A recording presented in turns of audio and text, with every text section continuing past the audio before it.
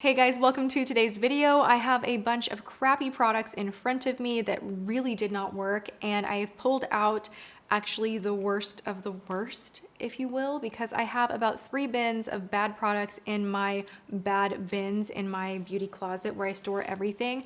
And what that means is I actually put things that did not work out in beauty timeout. Like they're there hanging out together. They're like the rebels. They're like, hey, we suck, we don't work, and we've been banned. And yeah, it's exploding always because I'm constantly trying new things. There's so many products always launching, and I'm swatching, trying, playing, testing, and I feel at this point I'm pretty quick to know what's going to work for me and what doesn't, and where the problem areas are in products as far as smearing, smudging, burning, itching, chalky application, patchiness, texture issues, just everything. I really feel like I have narrowed down, the wants and needs from products for myself and for what I think most consumers would want. But I always have to tell you guys, if you're using some of these and you love them, keep loving them. There is nothing wrong with that. We are all so specific and unique in what we want from our makeup, skincare, what have you. So I always feel a little bit weird doing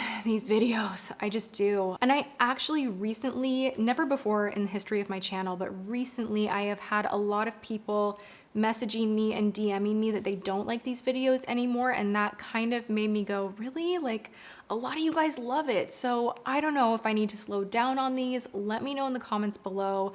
What do you think? Do you think it's fair play to be doing these type of videos where I am telling you what I didn't like about a product? Or do you think I need to be a little bit nicer and just talk about the good? Let me know what your thoughts are. I am actually super curious, but we are doing this video, so let's just dive right in. Okay, I have been chatting a lot on Snapchat, Instagram stories, just everywhere, even in a few videos, that about a month ago, I tried a face mask that burned the crap out of my skin. And I didn't know if I was gonna share what it was because this does happen to be a brand that I really adore. And so many of their products do work for me, so I was shocked that oh my god, you guys, I'm stuttering because I can't even do this. I feel so I feel like I'm being disloyal to a brand that I love by sharing this with you guys, but we're doing it. Okay, the Lotus Youth Preserve Rescue Mask. This is a seaweed radiance facial, and I went to town with this. I put this all over my face, my neck, my chest. It was like Sunday spa day, and when I do Sunday spa day, I will put masks on, hair mask, face mask. I'll clean and organize and be multitasking and multi-masking. It's like my spa day, So I will take the mask even down my neck, and then when I've let it kind of soak in for a while, I'll just hop in the shower and rinse it all off. So I was doing that, and I was like, God, something feels what is going on? Something kind of itches. And I noticed that I was getting kind of red around where the mask was, and I rinsed it off, but it was not fast enough because the next morning I had all of these little teeny tiny itty bitty bumps that were really raised. I had kind of a weird rash down here. I had a few breakouts on my chest. It was the strangest thing because I try product all the time and that almost never happens. Now for me, I feel like this is a seaweed allergy. I was talking to a few people and they're like, maybe that was an ingredient that didn't really work for your skin. So, do a patch test, I guess is my point. If you're trying something new that you think has maybe the possibility to be irritating, I think it's always a wise idea, and I'm gonna be doing this myself now, to do a patch test where you just, do it on a small patch of skin and see if there is a reaction or not. And this one did give me a reaction, sadly. But I was also recently chatting about how much I love their firming mask, and that one is just a dream come true for me. I can't live without it. So yeah, do a patch test. Go to Nordstrom, Sephora, go to the Fresh Shop. Ask for samples when you're doing masks and whatnot, where you're spending, $60+ on a mask, go and ask for a sample. Why not? I encourage you guys to do that. Another skincare item that I recently tested out that just did not work for me, holy smokes, oh my gosh, made me break out right away, and I was so shocked by this because it is so highly rated.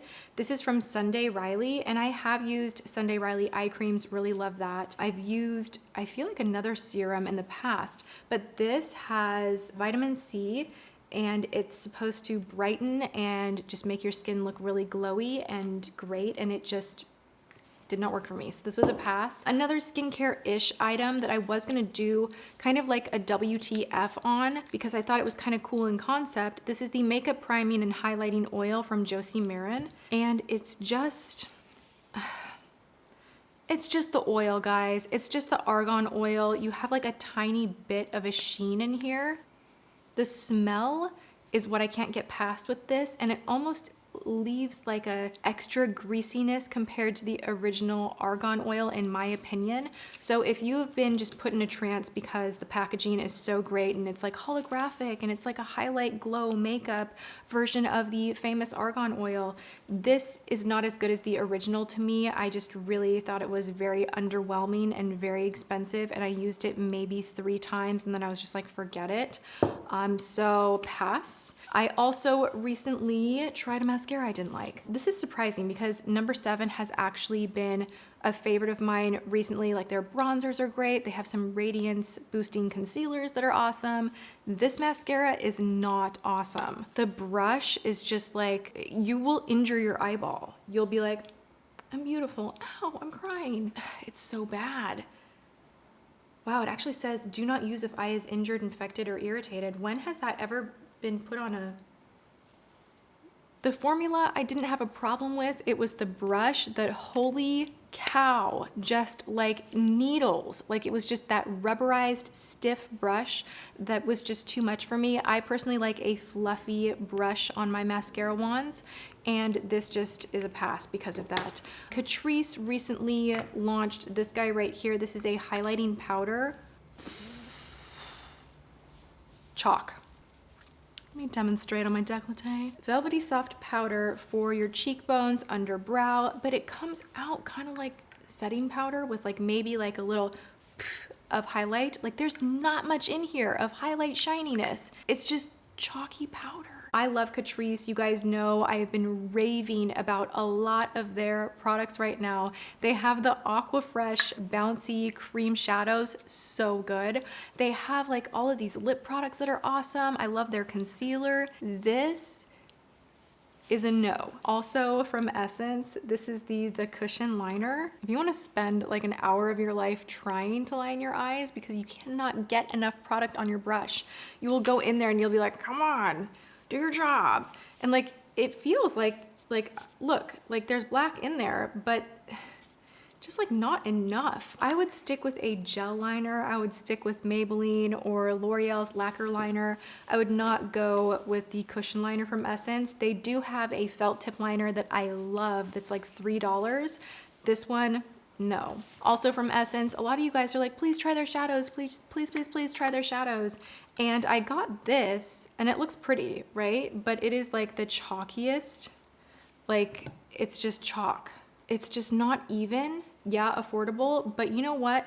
Brands are showing up and they are making products that are both affordable, that are also great. To me right now, the whole excuse of like, well, what do you expect? It's $5. You know, and I'm like, no, I expect more because I know it can be done and I know it's out there. So why even bother putting this on a shelf if it's gonna be like so bad that people are like, well, what do you expect? It's $5, you know? No, this is just not pigmented enough. It's rough, it's scratchy, it does not blend, it fluffs everywhere, and I think that Essence has much better products that are not this. Magical Forest. I even hate the packaging. Okay, moving on. Let's beat up Essence just a tiny bit more. I'm so sorry, Essence. I love this brand. When they do get it right, they get it so right. So they brought out these Metal Shock eyeshadows, and when you swatch them, they're okay. Like, you're like, oh, actually not even that's okay. You're like, oh, put it on my eye. and you go to blend it out and it does the bald patching so immediately, and you're like, oh, well, I've already committed, so let's go back in with a little bit more. And you go back in and then you move another area more bald. Now you've clumped up some, you know, liquid shadow over here, and it just does not want to stay on your lid, which is a problem. I don't like that. I think that is super annoying, where when you like go back into blend, it just moves itself off and creates a bunch of patches. We don't need that. We don't like that. Pass. Also from the balm.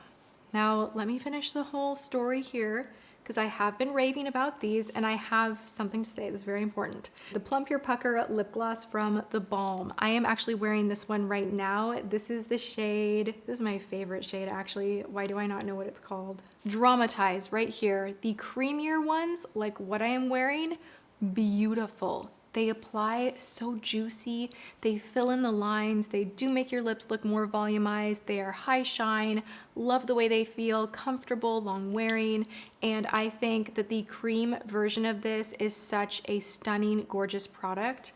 Now, the other ones that have glitter in them, I don't know why. It just does not work out the same way. It patches.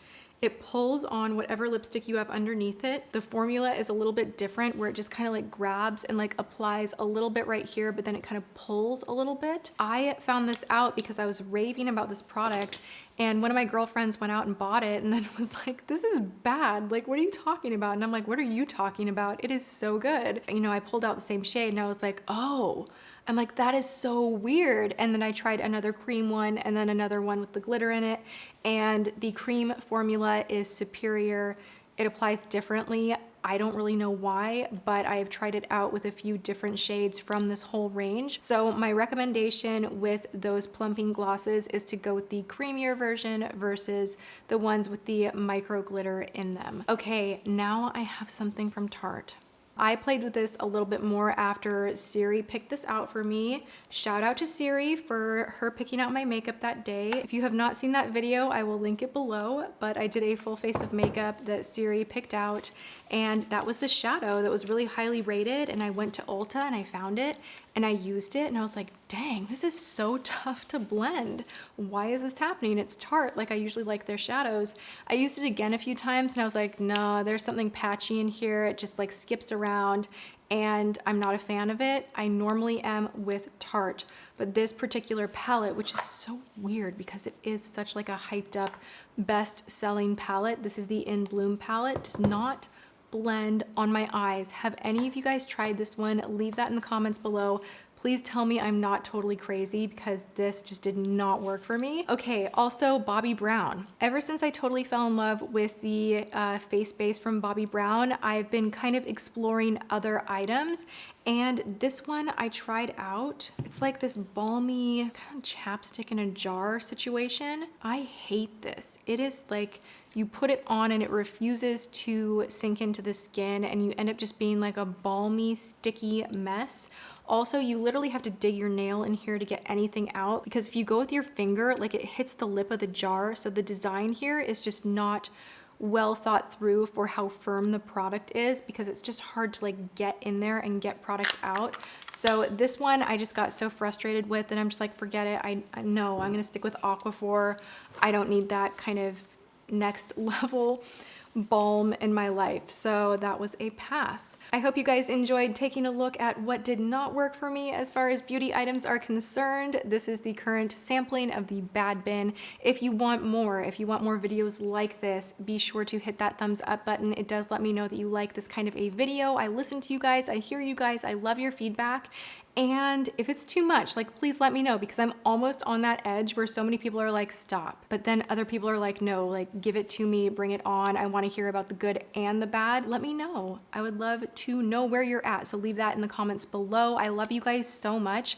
If you are subscribed, thank you. I love that. If you're not, be sure that you hit the subscribe button so you don't miss any of my videos. Make sure your notifications are on, ringing that bell, dropping it down to all, and that way you'll get my videos. I am here Monday, Tuesday, Wednesday, Thursday, and Friday at 10 a.m. Pacific Standard Time, and I really appreciate you guys coming and hanging out with me. So I hope you enjoyed this video. I love you so much, and I will see you guys in my next video. Mwah.